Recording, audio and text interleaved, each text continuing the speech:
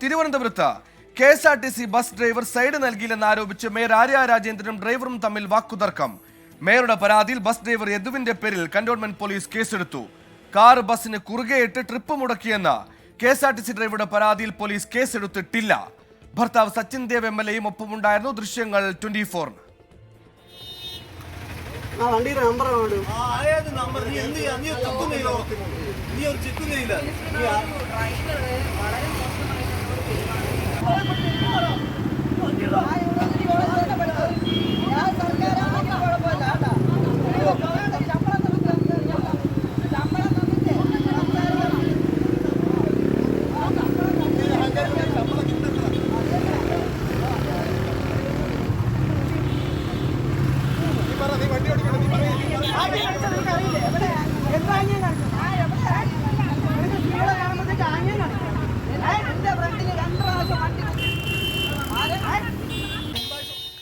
MG Pratheesh തിരുവനന്തപുരത്ത് നിന്ന് ചേരുന്നു. പ്രതീഷ്, കെ.എസ്.ആർ.ടി.സി ഡ്രൈവറും മറുവശത്ത് ജനപ്രതിനിധികളുമാണ്. ശമ്പളമടക്കം തർക്കത്തിനിടയിൽ ചർച്ച ചെയ്യുന്നുണ്ട്. എന്താണ് സംഭവിച്ചത്?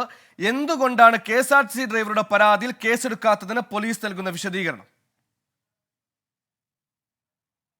സുഹൈൽ, ഇന്നലെ രാത്രിയാണ് തിരുവനന്തപുരം നഗരത്തിൽ ഇത്തരത്തിലൊരു സംഭവം ഉണ്ടാകുന്നത്. പട്ടം ഭാഗത്ത് നിന്ന് പൂജപ്പുരയിലെ വീട്ടിലേക്കാണ് മേയർ ആര്യ രാജേന്ദ്രനും ഭർത്താവ് സച്ചിൻ ദേവും ഉൾപ്പെടെ വാഗണാർ കാറിൽ സഞ്ചരിച്ചത്. ഈ പ്ലാമൂട് ഭാഗത്ത് വെച്ച് ഈ വാഗണാർ കാറിനെ ഇടതുവശത്തുകൂടി ഈ കെ.എസ്.ആർ.ടി.സി ബസ് ഓവർടേക്ക് ചെയ്ത് പോയി എന്നതാണ് മേയർ ആര്യ രാജേന്ദ്രൻ നൽകിയിരിക്കുന്ന പരാതി.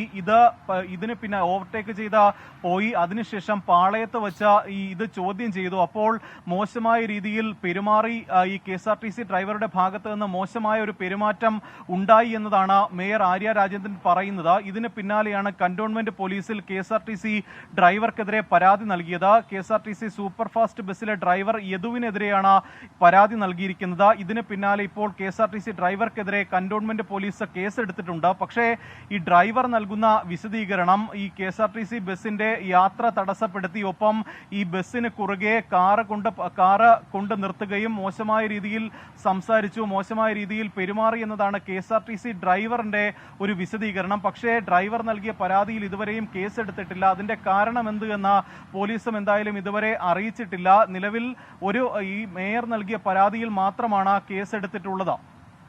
സുഹൈൽ, ശരി, റോഡിലെ കെ.എസ്.ആർ.ടി.സിയുടെ കസരത്ത് പുതിയ സംഭവമല്ല. പക്ഷേ കെ.എസ്.ആർ.ടി.സിക്ക് മുന്നിൽ കാറ് കുറുകെ ഇട്ടിട്ട് പരാതി നൽകിയിട്ടും പോലീസ് കേസെടുക്കാത്തത് എന്തുകൊണ്ടെന്ന ചോദ്യം അത് ഉയരുക തന്നെ.